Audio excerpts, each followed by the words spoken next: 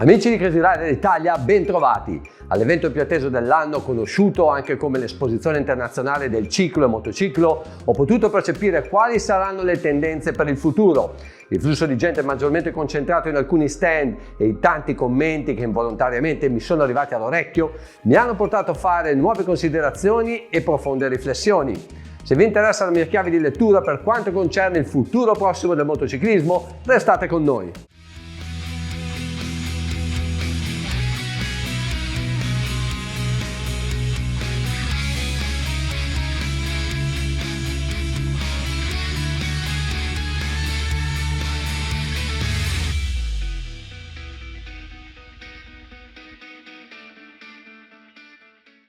La mia attenzione è stata catturata dalla calca di gente che, come ci si poteva aspettare, era ansiosa di illustrarsi gli occhi tra le novità di casa Ducati. Dinanzi alla regina delle supersportive, la Panigale V4 per intenderci, sono rimasto più colpito dai commenti piuttosto che dalla rivoluzione stilistica di questo modello. Senza mettere in discussione quali scelte sono state fatte al fine di migliorare alcuni aspetti aerodinamici, per mio gusto personale ritengo più azzeccato l'attuale modello. Anche per la Panigale V2 i commenti non sono stati troppo positivi. In particolare sembra non piacere l'architettura dei nuovi collettori di scarico che raggiungono i due terminali. Per quanto riguarda il motore, c'è solo da aspettare. Solo dopo averla provata è possibile mettere sulla bilancia quanto di buono è stato fatto per condividere una scelta così alternativa. Pensando che il mondo delle Supersport Ducati sia amato da molti, ma per ragioni differenti, io avrei pensato a due modelli paralleli. Per gli appassionati più tradizionalisti avrei mantenuto il più autentico bicilindrico desmodromico dal sound travolgente e il tanto amato monobraccio che lascia più pulita la linea della moto.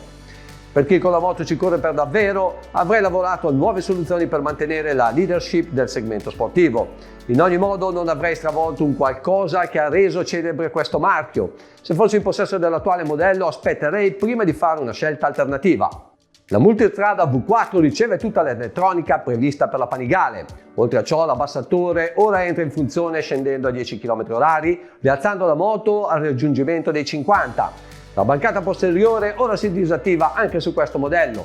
Spero che tale sistema sia stato ben rivisto, in quanto provando la Rally, della quale è già dotata, non mi era piaciuto per niente. Piastra bauletto e attacchi borse vengono arretrate per offrire maggior spazio al passeggero. Bella la nuova livrea del frontale che rende questo modello ancora più aggressivo. Mi fa piacere sapere che c'è stato anche un miglioramento a livello dinamico. Sulla Pipe-X è stata rivista la risposta idraulica delle sospensioni elettroniche, inoltre è stato fatto un cambiamento a livello telaistico. Tutto eseguito a favore di un comportamento più stabile e preciso sul veloce. Mi riservo di fare commenti sulla V2 a cui peraltro non mi è stato possibile avvicinarmi. Spero invece di raccontarvela presto durante un mio test ride completo. Tra gli stand e i marchi nipponici l'interesse sembrava andare a favore di Yamaha. Tra le novità trovo curioso ma decisamente discutibile il look del frontale della nuova Tracer 900 Plus. L'inedito sistema di luci dinamico può motivare una tale rivoluzione del frontale? Per me no. Tra le novità più importanti c'è anche il cambio con trasmissione automatica gestibile anche manualmente direttamente dal manubrio. Peccato che non siano stati previsti degli aggiornamenti che avrebbero migliorato la dinamica comportamentale della moto. La nuova Tenere gode di qualche novità dal punto di vista estetico e funzionale. Vediamo tra questi un nuovo display grande come un tablet e la diversa posizione delle pedane. Migliora anche se di poco le prestazioni del motore, che ora lavora su due mappe differenziate, Sport ed Explorer. Il cambio viene rivisto per migliorare funzionalità e precisione. Queste poche migliorie necessarie per tenere testa ai modelli concorrenziali sempre più accattivanti e nettamente inferiori di prezzo saranno sufficienti? Solo il tempo ce lo dirà. Anche Yamaha, come per altre case più o meno prestigiose, hanno nuovamente investito nel segmento sportivo ma con un approccio più mirato e conservativo. Di fatto la più economica R9 viene proposta con il motore CP3 in alternativa alla più ricca R1 che peraltro rimane disponibile solo per un uso racing. Credo che questa scelta farà aumentare l'interesse dell'attuale R1 con motore CP4 proprio per il miglior allestimento, le maggiori prestazioni e la possibilità di un utilizzo anche stradale. In casa Honda si è lavorato principalmente sul restyling di qualche modello. La NC750X viene dotata di un nuovo faro e di un TFT da 5 pollici. Viene anche migliorata la frenata grazie alla presenza di un doppio disco sull'anteriore. Honda negli ultimi anni mi ha convinto sempre meno per la qualità delle plastiche e dei componenti più importanti della ciclistica. Anche su di un modello di punta come la Goldwing si rimane sconcertati dalla poca cura di alcuni particolari come le plastiche. Il successo della NT1100 non ha convinto la casa a demordere. Comunque sia, non credo possa essere sufficiente qualche aggiornamento come le sospensioni elettroniche, il cruise control, una piattaforma IMU e un cambio di CT aggiornato a far decollare le vendite di un prodotto dal look troppo scooteristico per piacere a un vero motociclista. Anche per la nuova XADV i cambiamenti sono stati essenziali, forse troppo per dar maggior spinta a un segmento non propriamente definito. Differentemente dalla più economica Hornet 750, la nuova CB1000 Hornet è dotata di un allestimento di miglior pregio. L'attenzione è stata rivolta alla ciclistica, nello specifico le sospensioni sono di maggior qualità. L'elettronica di cui è dotata sembra non essere completa rispetto ai modelli concorrenziali e più gettonati di questo segmento. In Kawasaki non sembra siano stati fatti troppi sforzi per rinnovarsi. La Sporttour SX ha subito degli aggiornamenti al motore. Ora raggiunge i 1099 cm3 per avere una coppia migliore a tutti i regimi. La rapportatura è stata allungata nella quinta e sesta marcia per diminuire i consumi. Sembra che ci sia stato un aggiornamento anche nella funzionalità del Quick Shift per consentire cambiate più fluide a un regime di rotazione più basso. La versione SE prevede un pacchetto tuning completo di valigie, manopole riscaldabili e un monoammortizzatore Ohlins S36 regolabile da remoto. Sulla neck più venduta hanno lavorato per renderla più accattivante e comoda. La Z900 si rinnova nell'estetica, ma il vero cambiamento lo si trova a livello elettronico. Ora ha un acceleratore ride-by-wire e una piattaforma IMU a 6 assi che ha permesso di evolvere il traction control. Inoltre ora l'ABS di tipo cornering e c'è anche il cruise control. Per cosa può servire quest'ultimo, almeno su di una moto di questo segmento? Proprio non lo riesco a capire. Il motore rimane essenzialmente lo stesso, mentre il telaio ha subito qualche aggiornamento per renderla più agile e comunicativa. Anche per questo modello è disponibile una versione SE che prevede un allestimento più performante a livello di sospensioni, impianto frenante e con grafiche dedicate. Io ho sempre apprezzato le performance dei motori Kawasaki, ma la ciclistica non mi ha mai convinto. Che sia stata presa una nuova direzione? Vedremo. La Versys 1000 ottiene il medesimo aggiornamento previsto per il modello SX 1100. La potenza però passa dai 120 a 135 cavalli. L'applicazione Radiology di Kawasaki ora può essere gestita tramite comandi vocali. Per la versione 650 non cambia quasi nulla ed è un male. La ciclistica di questo modello avrebbe avuto bisogno di una rivisitazione a telaio e sospensioni per renderla migliore in certe condizioni di utilizzo. La Suzuki ripropone i modelli del 2024 con delle nuove colorazioni. Le vere novità le troviamo nel settore specialistico delle tassellate. Gli amanti del genere potranno scegliere tra due modelli, la RMZ250 e la più gloriosa 450. Quest'ultima può vantarsi dei 5 titoli mondiali vinti nella AMA. Fino al 2023 la Moto Guzzi sembrava essere ancora troppo insicura per allontanarsi dalle radici. Nel 2024 però ha dimostrato di avere gli attributi per mettersi in gioco. Se con la Mandello non ha centrato in pieno l'obiettivo, credo che possa riuscirci con la Stelvio V100. Da possessore di questo modello sono convinto di quello che dico. Per il 2025 però non sembra ci sia una anche piccola rivisitazione per questo modello. La scelta di innovazione ricade su di un modello più classico e storicamente vincente, la V7. Questo modello viene riproposto con un allestimento più performante e accattivante. Seppur la scelta non è sbagliata, se consideriamo l'interesse riscontrato su questo genere di moto, non credo sia la tattica giusta per raggiungere una più ampia tipologia di clientela. In Aprilia hanno lavorato per affinare molti modelli già esistenti. Sulla Tuono più venduta si possono trovare gli interventi più radicali. Su questo modello hanno apportato delle modifiche al design che insieme a delle ventole più potenti consentono una migliore estrazione dell'aria calda e un più efficace raffreddamento del motore. Oltre a ciò, il nuovo allestimento vede una batteria al litio più leggera, una strumentazione TFT da 5 pollici con una nuova grafica e dei blocchetti retroilluminati. Per compensare la perdita di prestazione dovuta alla nuova normativa Euro 5+, il motore è stato aumentato nella cubatura e dotato di qualche cavallo extra. La già completa dote di elettronica viene ulteriormente arricchita da un nuovo software. Questo sistema sembra essere in grado di leggere il comportamento della ciclistica anticipando l'intervento dei sistemi di assistenza alla guida. Dal punto di vista telaistico sembra non esserci stato alcun intervento, il telaio rimane come lo conosciamo ma verniciato di nero. Sulla Factory c'è un pacchetto elettronico aggiuntivo denominato RacePack. Questo sistema è in grado di rilevare autonomamente i tempi sul giro come fanno le vere moto da corsa. Inoltre il sistema gestisce automaticamente i settaggi del traction control e anti-wheeling, seguendo quanto impostato dal pilota prima di scendere in pista. Negli ultimi anni l'elettronica si evolve a un ritmo spaventoso. Mi chiedo se anche con l'affidabilità si riesca a tenere lo stesso passo. Dopo il grande successo con la X-Cape 649, Motomorini rilancia il tiro con la nuova 700. Sul nuovo modello con ruote a raggi l'ammortizzatore è ora regolabile da remoto. Il nuovo sistema di regolazione al cupolino sostituisce quello malfunzionante e le dotazioni di serie aumentano. Il motore, ora più brioso, raggiunge una potenza di 71 cavalli a 8500 giri. La 700 viene aggiornata anche nell'estetica per renderla più moderna e tagliente. Questa nuova versione, possibile concorrente della nuova Tenere 700, sarà in grado di eguagliare il successo della precedente versione? Intorno alla X-Cape 1200 non ho trovato la ressa di gente che mi sarei aspettato. Forse la troppa attesa della sua uscita sul mercato, neanche fosse l'unica volta sulla Terra, ha recato una sorta di scetticismo tra i possibili interessati. In sella mi sarei aspettato un maggior coinvolgimento, forse questa 1200 è priva di una propria identità, essendo troppo simile alla sorella di minor cilindrata. Nel segmento delle crossover mancavano delle alternative interessanti alla Tracer 900 e la casa cinese è stata molto lungimirante.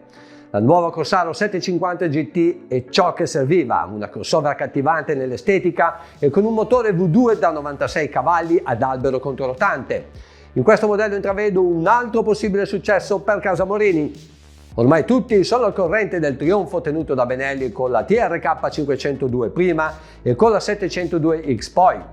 Anche questa casa di proprietà cinese segue la filosofia del battere il chiodo finché è caldo. Lo dimostra con una nuova versione maggiorata nella cilindrata e nella potenza.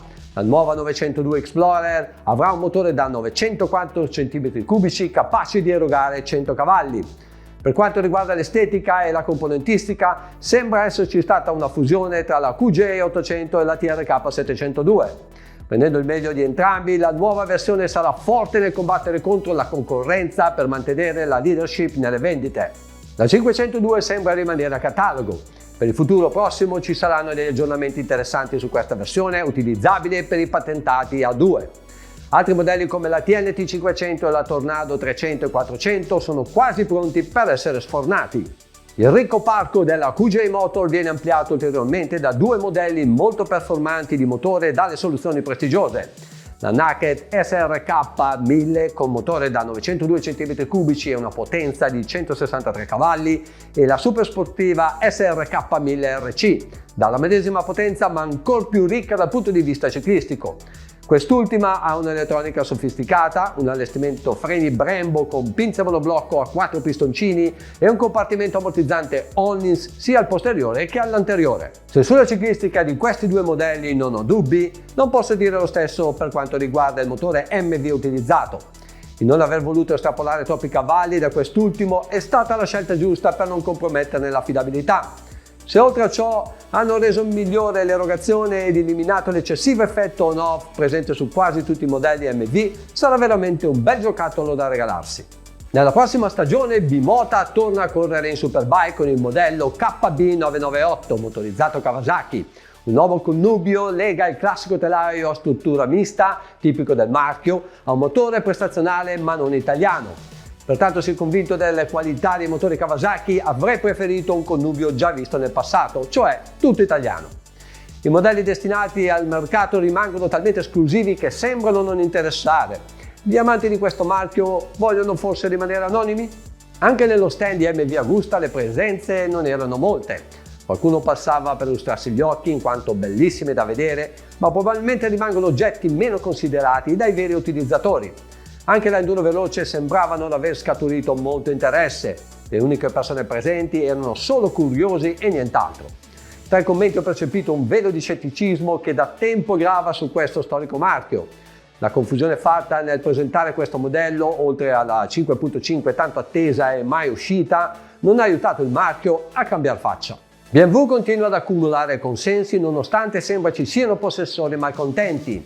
Nei social qualcuno ha pubblicato commenti negativi per alcune problematiche rinvenute sul modello GS 1003. Di fatto sono già molti gli annunci pubblicati nei vari siti di vendita di privati intenzionati a disfarsene. Anche la RT 1250 sembra non aver soddisfatto le aspettative. Anche su questo modello si trovano in vendita esemplari praticamente nuovi e con pochissimi chilometri di percorrenza.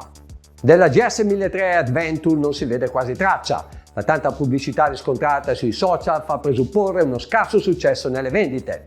Per quanto la 1250 non mi è mai piaciuta dal punto di vista estetico, non posso dire che non abbia una sua personalità, cosa che non mi sento di replicare per quest'ultimo modello. Non sarei sorpreso di vedere una retrocessione del marchio. Grazie a un pilota eccezionale come Toprak, la S1000RR invece riscuote molto interesse, tanto che la BMW non ha perso tempo nel predisporre 52 esemplari in serie limitata. Dico 52 perché la numero 1 e la numero 54 vengono destinate rispettivamente all'attuale campione del mondo in Superbike e al museo della BMW. L'esclusività è dovuta alla sola firma del campione posta sulla cover del serbatoio e all'opportunità di incontrare Toprak di persona. Per quanto riguarda le dotazioni, invece, questi modelli in serie limitata non presentano alcuna differenza dall'attuale modello M. Anche l'azienda austriaca crede nella rinascita delle supersportive, lo dimostra il prototipo presentato con una veste che ricorda la RC8 di qualche anno fa. Questa 990 avrà un motore LC8 capace di erogare 130 cavalli con una coppia di 103 Nm a 7000 giri. Diversamente dalla strada intrapresa dai molti marchi esistenti, KTM come BMW e Ducati continuano la produzione di modelli sempre maggiori nella cilindrata e dalle prestazioni forse eccessive. Le più potenti Super Duke R e GT vengono migliorate nella ciclistica. Il motore aumenta di cilindrata e la potenza arriva addirittura a 190 cavalli. Il parco dell'Adventure è forse il più ricco sul mercato.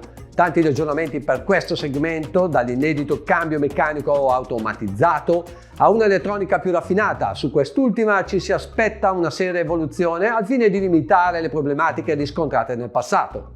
Triumph rilancia la miraglia Tiger 1200 GT ed Explorer con un allestimento di base più completo. Ora le manopole riscaldate e i faretti aggiuntivi non fanno più parte della più esclusiva versione Pro. Per completare il pacchetto tuning bisogna comunque fare un piccolo sforzo per l'acquisto della sella riscaldata e per le valigie laterali. Anche su questa miraglia arriva l'abbassatore per facilitare la salita del passeggero. Inoltre sembra che ci sia stato un intervento per eliminare il fastidioso effetto on-off ai bassi regimi. La sella è stata resa più piana e confortevole. Dei tanti modelli Triumph che ho provato, uno solo lo ritengo ineguagliabile per molti aspetti. La Rocket 3 di ultima generazione è una moto veramente esclusiva e fuori dagli schemi. Le prestazioni entusiasmanti abbinate a una ciclistica stabile e facile da gestire è un motivo di vanto per la casa inglese. La crossover Tiger Sport sale di cilindrata. Ora il motore da 798 cm3 eroga ben 115 cavalli a 10.500 giri. Anche le sospensioni Showa entry level sono state sostituite con altre di qualità superiore e personalizzabili nella taratura. Speriamo che abbiano pensato a una soluzione per meglio sopportare il calore del motore. Sulla 660 era veramente eccessivo. Per quanto riguarda gli altri modelli, sembrano non esserci altre innovazioni che vadano oltre la nuova gamma di colori. Io ancora non riesco a immaginare un futuro per le moto elettriche. A confermare il fatto che ancora siamo troppo lontani dall'essere preposti a un tale cambiamento, c'erano gli stand vuoti promotori di questo mondo. Le motociclette emozionano anche per il suono del loro propulsore tonante. Chi mai si potrebbe entusiasmare da un insignificante sibilo? La cosa che più mi ha fatto piacere è vedere quanto interesse ci sia stato da parte dei più giovani. Una nuova generazione terrà in vita ciò che mi ha appassionato per 40 anni. A loro mi rivolgo dicendo grazie perché sarà proprio il loro interessamento a tenere vivo questo meraviglioso mondo. Un ringraziamento anche a voi per averci seguito. Non esitate ad arricchire questa mia preview dedicata ai modelli più interessanti per il 2025. Alla prossima! Ciao!